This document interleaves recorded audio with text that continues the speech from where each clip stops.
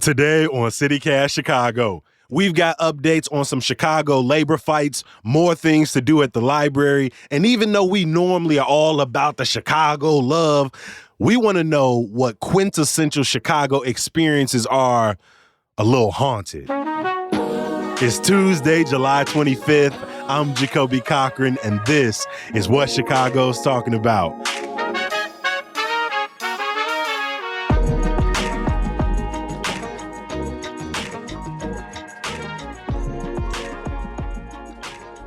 Joining me on the microphone is the one and only lead producer, Simone Alisea. Welcome back, Simone. You was off last week. I was. I got to see some stars in Michigan. It was great.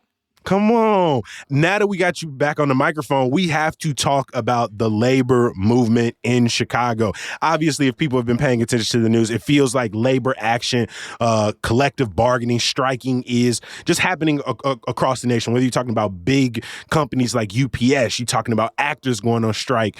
But we want to focus on a few labor actions that are taking place here in the city as workers have earned some big wins last week.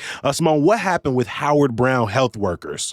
Yeah, so just to remind people kind of what the situation is, Howard Brown Health, the Midwest's largest LGBTQ affirming healthcare system. And last year, hundreds of nurse practitioners, support staff, other non-nursing workers unionized, trying to address issues of burnout in healthcare. And at the time, the company said it would recognize the union, bargain in good faith, but then moved to lay off dozens of employees, as they were pushing for a new contract. Howard Brown at the time said, they were facing a $12 million shortfall created by the loss of, federal COVID funds, changes in the pharmaceutical industry. This newly formed union submitted 16 complaints to the National Labor Relations Board, basically saying that the company failed to bargain in good faith. There were also allegations that the company had surveilled some union meetings that they weren't supposed to do. And last week, the board found that so far, at least half of those complaints have merit, that there's something to those. Howard Brown said that they were disappointed with the finding, but that, their goal has always been to negotiate in good faith and have a good working relationship with the union.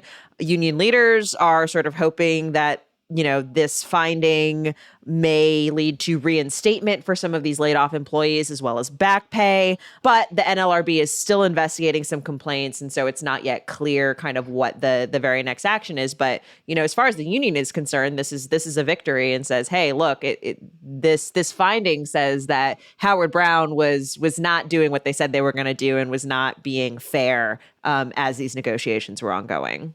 Yeah, and having a paper trail, having it, it's not just word of mouth. It's not just the complaints of people who've been let off, but to have this paper trail to back them up moving forward. There was also news coming out of the NLRB regarding workers at El Milagro tortilla factories, which we have been covering for, I guess, a few years at this point. It's kind of ridiculous to say we've covered anything for a few years, but here we are. Yeah, I mean, workers began organizing at El Milagro in 2021 to protest, poor working conditions, low pay. And earlier this year, a complaint was issued alleging that the company had threatened workers with retaliation over organizing, saying, you're going to lose your job. And last week, the company settled the case with Arise Chicago, which is the group that has been working to organize workers. And the agreement means the company has to inform workers of their labor rights. The settlement says, they have to put up these notices at all the factories. It says, you're allowed to talk about how much money you make. You're allowed to talk with your coworkers about, trying to improve working conditions, and the employer can't stop you. So this has been, the workers at El Milagro are not unionized in a formal way, but they have gotten some wins over the past few years as they've become more vocal about, again, really poor working conditions, things like, how fast the machines are moving, a lack of air conditioning in these really, really hot factories. Protections from harassment. Protections from harassment as well. In 2022, the state labor department, also found and fined El Milagro for violating Illinois labor law for not giving workers meal breaks. So that's the kind of stuff we're talking about here. And so this is sort of the latest in that fight. I mean, this has left no industry, in a sense, unturned, whether you're talking about healthcare, where you're talking about manufacturing and food service. But even if you talk about the performing arts in Chicago, we covered the writer's strike. But since that conversation, the actors have gone on strike as well. What does that look like in a city with, the Shy filming and,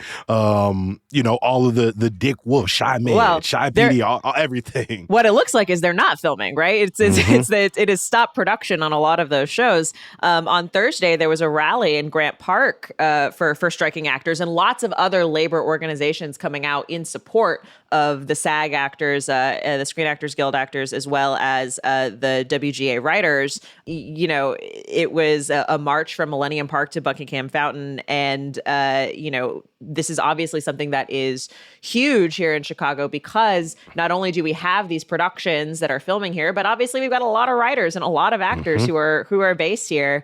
I'm certainly looking at my shows and trying to figure out, like, do I think these shows are going to come back, and am I going to watch them? But for SAG, for its part, has said, like, they're prepared to potentially go into 2024 with this strike, which would be really, really long and much longer than the last one in 2007. And one thing I want listeners who hearing this conversation and thinking, like, man, people are just striking everywhere. What's going on? Well, what's going on is just seeing one of the largest movements of workers in this country deciding that this modern day Gilded Age we're living in, when so much of the profits of our labor are going to the top 1% in the country, it's not isolated. And so in places that you might not often be thinking about, maybe in the classroom, what's going on with professors, what's going on in El Milagro, what's going on in healthcare organizations, well, the same things. Workers are feeling burnt out. They're feeling overworked. They're feeling underpaid. And I think it's sparking sort of everyone's feeding off of each other. The energy is spreading from industry to industry. And I hope we don't keep these conversations isolated to ourselves, but rather realize this is a site for sort of intersectional collective action.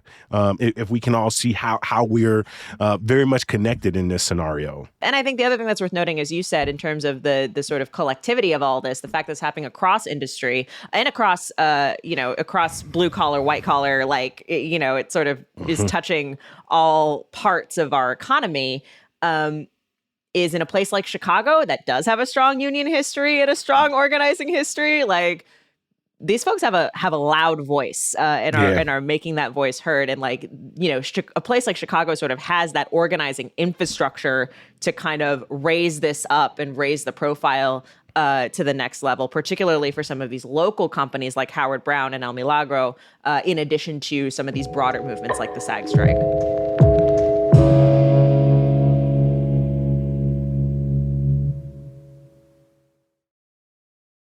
We like to take a little time every week to hear what y'all had to say about what's going on in Chicago, what you've heard on the show, what you've read in Hey Chicago. And a couple of weeks ago, we did a fun episode about all the things you can get from the Chicago Public Library besides books for free. And y'all had a lot of love for the libraries and wanted to shout them out as well. Hello. This is Chris from North Center. Oh, my God. My heart stings for the Chicago Public Library. Love that CPL usually functions as voting centers. I know being in Lincoln Park that I got a chance to check them out when they were one of our polling places in the midterm elections. Oh my gosh, just so many absolutely beautiful memories of Chicago Public Library. As always, thank you, Jacoby. Thank you, Simone. Thank you, Sydney. Thank you, everyone who's in this podcast. Y'all are keeping the city cool. Take care. We are sitting over here grinning ear from ear from listening to that. That was my first time hearing it, and I appreciate you, Chris. Chris is not a first-time caller here at CityCast Chicago, but we appreciate him for it every time he picks up that phone, and we want to hear from y'all as well. Simone, when I'm looking through our Instagram when we posted, a few people reached out to us and let us know how much they appreciated that episode as well, including Katie, who said, "Libraries are our greatest treasure. Love this episode and love libraries." And Katie, we love you. We appreciate you reaching out to us. I will say one thing in that episode that we did not talk about that I would just like to put in a plug for is the printing. You can get as many as 10 free pages of printing every single day with your Chicago Public Library card. This is, I don't know about you, Jacoby. I have not lived in a home with a printer in over a decade. It comes up at like the most inopportune times. I finally got my Illinois license plates, my state Illinois license plates, and so I had to print out a bunch of documents that I did at the library, and I got all that for free. And it is highly underrated, and one of the things that I wanted to shout out. Please stop by your local library, not for the just the books, not just the printing, but right now, if you go to the Chicago Public Library's event calendar, you'll see computer basics, intro to art, exercise and nutrition lessons, summer reading, summer meals, instrument workshops. You can get one about you could take a workshop to learn how to protect yourself from identity theft. And all of those events I just listed are happening today. Just today in libraries across the city. I didn't even get to the third page of the events calendar because it was all Tuesday. And if you want to give more love to your library, please reach out to us at 773-780-0246. Leave your name, your neighborhood, and why do you love your local library? Finishing off today's conversation, we're going to get a little spooky, a little evil. A while back, Simone and I were doing our Malort taste test with the homies Jermaine and Caroline, and I said that Malort was like a Chicago Horcrux, which basically is like an object where evil wizards and witches hide parts of their dark soul. You might have also heard from it from Harry Potter. Anyway, Hey Chicago reader Annie A. has some other suggestions for a few Chicago Horcruxes. Yeah, Annie wrote in and said that those Horcruxes would be Lower Wacker, where something that is quintessentially Chicago but feels a little evil, which I think is accurate. The Addison stop, the Addison Red Line stop after Cubs games, which is if you've ever been on the Red Line trying to go through Addison after a Cubs game, that's rough out there. And the tiny gap between the platform and the door of a CTA train that is the perfect size for your phone to slip through down onto the tracks. This is one of my biggest fears when taking the CTA. I am certain that if CTA Press is listening, you are the perfect Chicagoan right now. You say your biggest fear is losing your phone on the CTA. It's like, yes, that's what we want your biggest fear to be. But my mind goes to the 79th Street Stony Island, South Chicago intersection. It just feels like a real evil place in the city of Chicago. Just evil like energy. It is haunted. It is haunted not by any ghosts of great titans of Chicago or anything, but simply just by evil design, just evil urban design. It's like bad feng shui, but in urban design. Like that's how I would describe it. And I know we've been pretty playful with these, but Chicago is home to so many spooky, sort of haunted stories. You and I was even talking earlier, like the University of Chicago archives is probably just full of Chicago Horcruxes. That Manhattan Project remnants. But one is the Nederlander Theater, particularly the alley behind it. Back in 1903, it used to be called the Iroquois Theater, and there was this really terrible fire that took place that claimed a whole bunch of people's lives. And I once saw someone telling a spooky story. They said if you walk through the alley behind the Nederlander, you can still hear the sort of ghost crying out. And it's one of the scariest things I've ever heard coming out of sort of the spooky genre of Chicago. And I done seen some things in the city. So, but that feels like it's still got some bad juju, 120 years later. The other one you mentioned that I really liked was the Holy Names Cathedral, which is famously where there was a 1920s gangster shooting. It was Al Capone's crew that gunned down a rival. It was just this very, sort of one of the things that sort of led Capone to be able to consolidate power in the city. So those are two that are sort of actually haunted. I think more to sort of Annie's idea of sort of quintessential Chicago things that seem a little bit evil. I would say every single pothole on DuSable Lakeshore Drive. Literally every single one. Every single one has the soul of a little bit of evil that just gets transferred to your tires every time you forget to swerve. Yeah, not into those at all. Well, between the evil Horcruxes, the labor wins in Chicago, and more love for our library system, Simone, I want to thank you for making time for CityCast, hopping on the mic with me. Always love being here.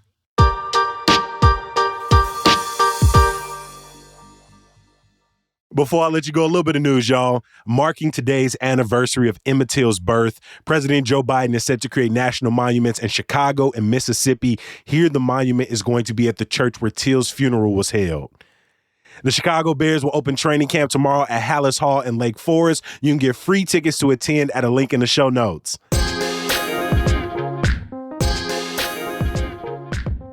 And some good news. Fiesta del Sol begins Thursday in Pilsen and runs through Sunday. It's celebrating 51 years in Chicago, and you don't want to miss it.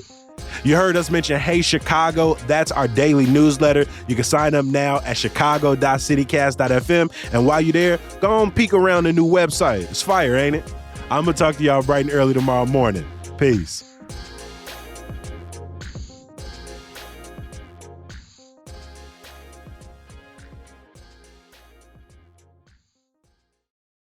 Shout out